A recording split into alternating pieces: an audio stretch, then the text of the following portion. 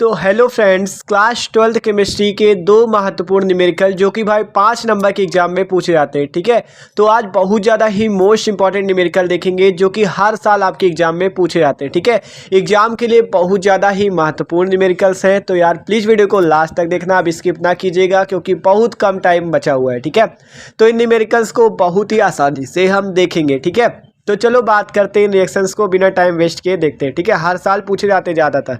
तो देखो रिएक्शन आपका क्या रहा है, 72 ग्राम जल और 92 ग्राम एथिल अल्कोहल के मिश्रण में दोनों का मोल प्रभाज ज्ञात कीजिए।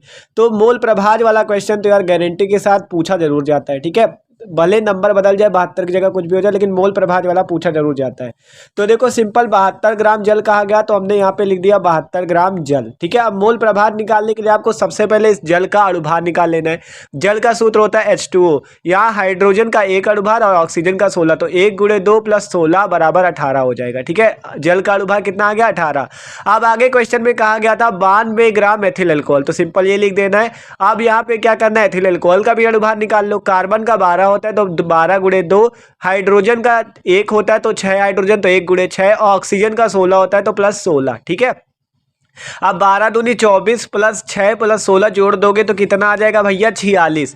तो एथिल अल्कोहल का अणुभार आपका कितना आ जाएगा, 46 या कह सकते हो 46। ठीक है, तो सिंपल जल का भार दिया था, जल का अणुभार निकाला, एथिल अल्कोहल का भार दिया था, एथिल अल्कोहल का भी अणुभार हमने सिंपल निकाल लिया। इतना कर लोगे कोई दिक्कत नहीं। अब मोल प्रभाज निकालने के लिए आपको करना क्या है, इन दोनों के मोलों की संख्या निकाल लेनी। ठीक है, इन दोनों के मोलों की संख्या को निकाल लेना है। तो सिंपल देखो हमने यहाँ पे लिखा जल के मोलों की संख्या बराबर क्या फॉर्मूला होगा, भार बटा में अणुभार। जल का भार कितना दिया गया था आपको, 72 ग्राम, और अणुभार हमने 18 निकाल के दिखाया आपको। ठीक है, भार आपका 72 ग्राम, अणुभार कितना है 18, तो सिंपल लिख दिया 72 बटा 18। ठीक है, अब 18 का भाग देखो 72 में, तो 18 चौको 72। आप निकालो एथिल अल्कोहल के मोलों की संख्या, भार बटा अणुभार, भार कितना 92, अणुभार कितना 46, तो 46 दूना 92। ठीक है, देखो भार 92, अणुभार 46, तो 92 बटा 46। तो आसानी से आप जल के मोलों की संख्या और एथिल अल्कोहल के मोलों की संख्या को निकाल सकते हो। इतना कर लोगे। आप क्वेश्चन कह रहा है दोनों का मोल प्रभाज ज्ञात करो। क्या कह रहा है भैया, मोल प्रभाज हमें ज्ञात करना है। अभी हमने क्या निकाला, मोलों की संख्या, तो सिंपल आप लगाते हैं मोल प्रभाज का फॉर्मूला। तो जल का मोल प्रभाज बराबर जल के मोल बटा जल के मोल प्लस एथिल अल्कोहल के मोल।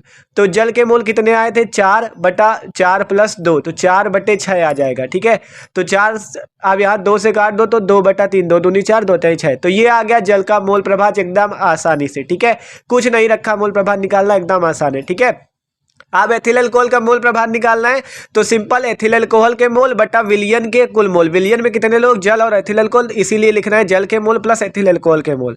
आप देखो एथिल अल्कोहल का 2 बटा 4 + 2 बराबर 2 बटा 6। आप 2 से फिर काट दो, 1 बटा 3 आ जाएगा। तो सिंपल एथिल अल्कोहल का मोल प्रभाज 1 बटा 3 आ गया। ठीक है, तो एथिल अल्कोहल का मोल प्रभाज 1 बटा 3, जल का मोल प्रभाज 2 बटा 3। एकदम आसान है यार, कुछ नहीं, देख सकते हो, खुद देख लो, एकदम आसान निकालना। ठीक है, पहले क्या किया, दोनों का भार दिया था, अणुभार निकाला, फिर मोलों की संख्या निकाल ली, और फिर मोल प्रभाज एकदम आसानी से निकल गया। अब अगला क्वेश्चन देखो, ये क्वेश्चन भी आपका पूछा जाता है, भारानुसार 20% पोटेशियम कार्बोनेट विलयन की मोललता ज्ञात कीजिए। ठीक है, आपको देखो पोटेशियम, कार्बन और ऑक्सीजन के अणुभार दिए गए हैं। ठीक है, तो ये क्वेश्चन भी आसान बहुत है, इंपॉर्टेंट है। तो देखो 20% भारानुसार पोटेशियम कार्बोनेट है, तो 20% भारानुसार का मतलब होता है 20 ग्राम पोटेशियम कार्बोनेट 100 ग्राम विलियन में। ठीक है, 20 ग्राम पोटेशियम कार्बोनेट कितने में, 100 ग्राम विलियन में। ठीक है, तो देखो ये जो 20 ग्राम पोटेशियम कार्बोनेट ये यहाँ पे विलेय है, और विलियन का भार कितना है, 100 ग्राम। तो आप विलायक का भार निकाल सकते हो, निकाल सकते हैं। कैसे, 100 में से अगर हम 20 को घटा दे तो विलायक का भार निकल आएगा कितना, 80 ग्राम। ठीक है, निकाल लोगे आसानी से। अब क्या करना है आपको, यहाँ पर से पोटेशियम कार्बोनेट का अणुभार निकाल लेना है। ये विलेय है, विलेय का अणुभार निकाल लेते हैं। तो आपको इन सबके मान दिए गए, देखो आपको ऑक्सीजन का 16 दिए गए, तो 16 × 3, कार्बन का 12 और उसका 39, निकाल लोगे 138 आ जाएगा। देख सकते हो यहाँ पोटेशियम, कार्बन और ऑक्सीजन तीनों के अणुभार आपको दिए गए थे। ठीक है, तो K2CO3 फार्मूला होता है, पोटेशियम का 39 रख दो, 39 × 2, कार्बन का 12, ऑक्सीजन का 16 × 3, 138 आ जाएगा अणुभार। आप क्या करते हैं, मोललता निकालने के लिए आपको सबसे पहले विलेय के मोलों की संख्या पता होना चाहिए। फॉर्मूला होता है भार बटा अणुभार। ठीक है, भार कितना है विलेय का, वही पोटेशियम कार्बोनेट का 20 और अणुभार कितना है 138। देखो 20 भार था, अणुभार था 138, तो 20 बटा 138 क्या आ गया, मोलों की संख्या। अब कुछ नहीं रखा, मोललता का फॉर्मूला लगाओ, निकाल लो। मोललता का फॉर्मूला होता है विलेय के मोलों की संख्या बटा विलायक का भार ग्राम में और ऊपर कर दो 1000 का गुणा। ठीक है, गुणा कर दोगे। अब मोलों की संख्या कितनी आई भैया, 20 बटा 138। विलायक का भार आपको ऊपर दिया गया था, कितना आया था 80, 100 में से 20 घटाया 80 आ गया था, तो बस मान रख दो, निकाल लो आसानी से।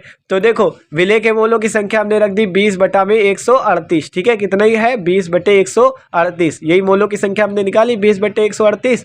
और आपका विलायक का भार कितना निकाला 80। ठीक है, तो 20 बटा 138 और नीचे ही 80 रख देना है और ऊपर कर देना है 1000 का गुणा। ठीक है, तो देख सकते हो आपका ऊपर 1000 का गुणा हो गया, 20 बटा 138 मोलों की संख्या और 80, 20 से 80 को काटोगे 4 आ जाएगा। ठीक है, अब कितना ऊपर बचा 1000 बटा 4 गुणे 138। ठीक है, 1000 बटे 4 गुणे 138 ये बच गया। अब यहाँ 4 से 1000 को काटो, कितना आ जाएगा 250, कितना 250। ठीक है, ठीक है, तो ऊपर 250 और नीचे कितना बचा है 138। अब इसका भाग लगा दो तो m इक्वल टू 1.8 मोल पर kg। यहाँ m क्या है, मोललता, तो सिंपल मोललता कितने निकल आई भैया 1.8 मोल पर किलोग्राम। तो एकदम आसान क्वेश्चन था, कुछ नहीं था, लेकिन इंपॉर्टेंट बहुत ज़्यादा था। आप देखोगे तो ये आपको एग्जाम पे हर साल ज़्यादातर पूछा जाता है। ठीक है, तो ऐसे क्वेश्चन थे जो कि एग्जाम पे पूछे जाते हैं। ठीक है, तो भाई प्लीज़ इन क्वेश्चन को तैयार कर लीजिएगा। ठीक है, तो बोर्ड एग्जाम के लिए मोस्ट इंपॉर्टेंट है। तो यार वीडियो अच्छा लगा तो प्लीज़ लाइक भी कर देना। Okay, thanks for watching this video.